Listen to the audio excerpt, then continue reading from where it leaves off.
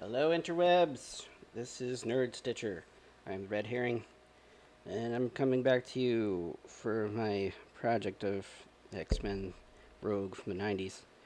And I'm going to be reviewing the season of Fallout today, first season.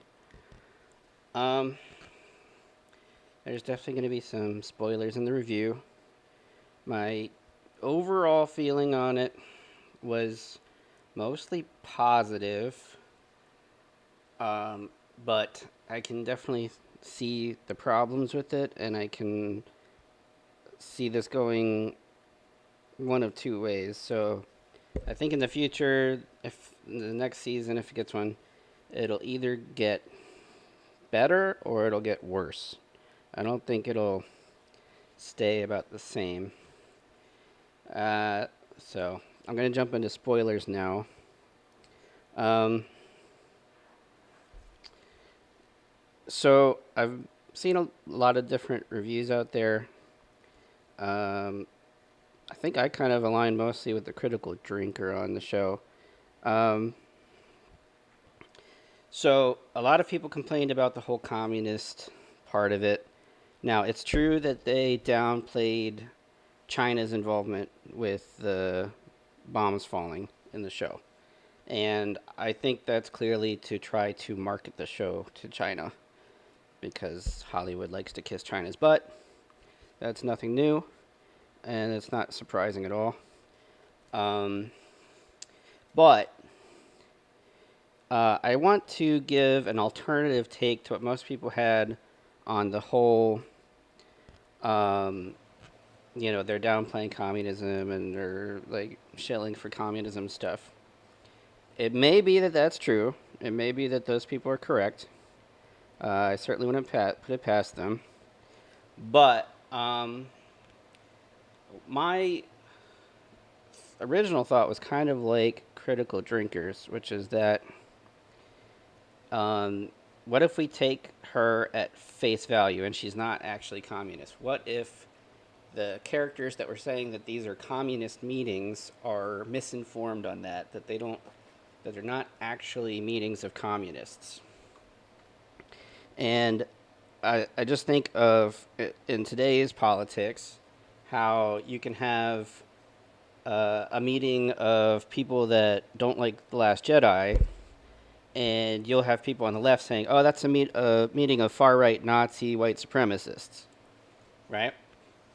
So, in the world of the Fallout prior to the bombs falling, would that be a comparable thing to saying, "Oh, that's a meeting of communists," when they're really just anti-corporatists, or they oppose the megacorps like Vault Tech and uh, Mr. H and the rest.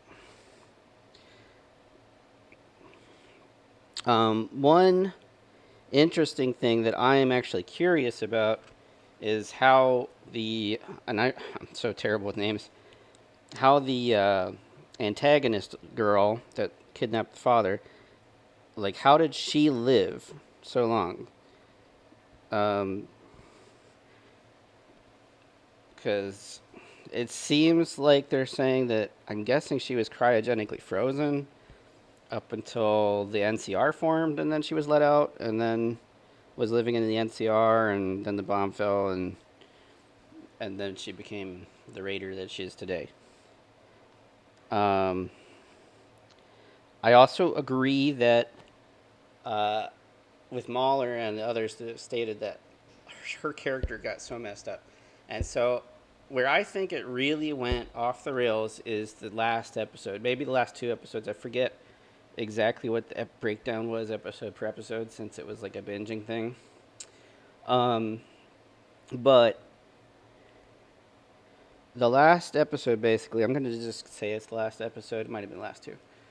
But at the end of the season, I think everything up until then, other than why didn't she go pick up the guy herself since he was clearly not far from Vault 33, as Mahler pointed out when Lucy ran into him right away. I think that was a mistake to have her run into him right away. They should have had her run into another character. I mean, I get that they wanted her to run into him again in Philly and all that stuff. Um, I don't know. I think that could have been executed differently and been done better. But I think most of the problems just come up in that final conflict because, like, there's the one problem where Goggins, so the ghoul, he could suddenly shoot right through the power armor when he was not able to do anything about it in his fight with Maximus back in Philly. So that's a problem.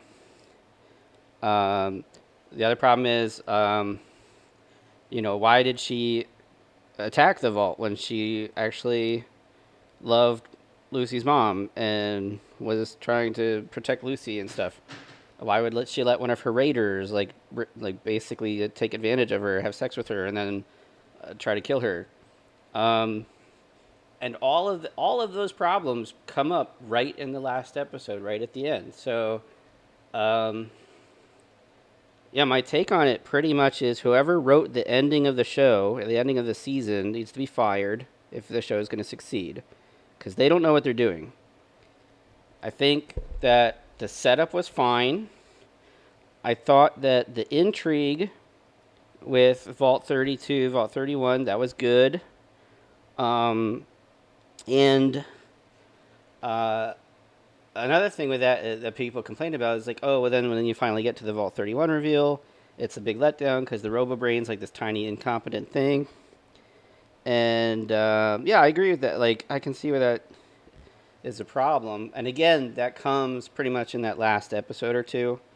So it's really the ending, which is the problem with the show. And so I think if they keep hold of the writers that were writing like the meat and potatoes of the show, that wrote the setup to the show, I'm guessing that Jonathan Nolan wrote the first couple episodes. I didn't pay attention to who was writing what as I was watching it. Plus, like the auto skip and stuff, it skips over stuff. But yeah, they need to get rid of whoever finished the show. Now, if Jonathan Nolan wrote the beginning and the ending, that's a big problem. He needs to get somebody else in that knows how to write a story. Because if that's the same person that wrote the beginning and the end, yeah, I can see all of the problems are completely validated then and should be major red flags. Because her motivation is all jacked up. Like, why would she kill the Vault Dwellers? Why would she risk Lucy? How did Goggins not know how to get through the power armor earlier? All that stuff. Also, the whole reveal that Vault Tech dropped the bombs was in those last two episodes, too. That didn't have to be the case. So, I think they've got really, really good set dressers, costumers. The actors seem like they're actually interested in the lore and in the games, and I really like that actress that plays Lucy. And really, her character wasn't written all that terribly. Like, they kind of set it up. Like, I'm thinking, like, oh god, she's gonna be like a Mary Sue. Like, she's got all this training and all that stuff, but they didn't really pay off most of it. So I'm not sure why they even like mentioned all of that, but I don't know. Yeah, I think it had a strong start, and then it had a very, very, very poor finish. And I'm curious to see. I will give the second season a chance if they have one, because it looks really good. The look of the show is great. Obviously, it's very heavily influenced by Fallout 4. But I they people have said that like Bethesda's basically signed off on the story, that this is like official game canon. So I don't know. I don't know how much influence Bethesda had on the story, whether they're the ones screwing it up. Like I don't know. Um, I feel like whoever, like, there was a pilot written, which is usually the episode one, right? And I think that was very strong. So whoever wrote that pilot can write a good pilot. But then as the show came together, whatever influence was had on that final episode, they need to scrub that out. Unfortunately, they probably won't, so it's probably gonna suck. I don't really have much hope for season two, but yeah, it's like somebody wrote a really good season of television, and then at the end, somebody came in and is like, well, but we need to make this woke.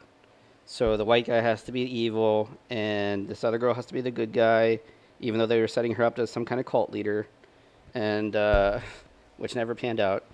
And like when the whole cult thing was going on, I really really thought that they were riffing off of the Children of the Atom, that this was going to be a doomsday cult type situation that she's involved in. And you can interact with the Children of Adam. They don't always kill you, so they don't always attack you on sight. So it's not like they couldn't have been friendly to, or their idea of punishment was to exile them from their vault, like that. I'm not, that all is fine with me. I just yeah, the finish was just so weak and so nonsensical. All of the problems except for that one about geography of why didn't she just go pick up the guy if he was right near Vault 33 anyway. Um, all the other problems with the show, the major problems pop up right at the end. Right at the end. So if it had a different ending and they ended it more smartly, more intelligently, then it could have been really good. And I don't think anybody would be criticizing it. But because yeah, I mean the other thing, like the communism line, that came in like halfway through the season. But again, I kind of look at that as like saying, if you were to say somebody today, oh well, being called far right is what you like. Far right is what you call somebody who's not insane yet, right? That's how I look at that line. Now that might not have been their intent. It might be a Barbie situation here, where their intent was to be like protecting communism and stuff, all that stuff. But I'll give them the benefit of the doubt on that one, because I think mostly the show was pretty well written, and like they didn't really show any real communism in the meeting. I don't even recall the name of the group being like the People's Front of blah blah blah or anything remotely communist like that. I think it was like the New Dawn or whatever, or whatever they called it. I forget. I think New Dawn's from Carnival. We'll bringing that in. I forget what that's called. Well, anyway, that's my review. A little update on the project here. You can see I've got some colors going on. I was working on the number 6 color, which is DMC Threads 500, but I ran out of that. I think I gave some of that thread to my nephew. But we're making progress. I'm working on number 15 on the pattern here, which is DMC Threads 3362. And working my way up there. And I think this will be the best way for me to get up toward the top of this block. You can see I've got most of the bottom filled in. There's a few little singleton colors down in that bottom left corner that I haven't filled in yet, but I'll get to those. I'm working on the major patches of color right now. So right now I'm doing 15. And yeah, I'm excited that the first block is getting fleshed out. So once that is done, we're going to be moving on to a juicier part of the pattern. All right, guys. Peace.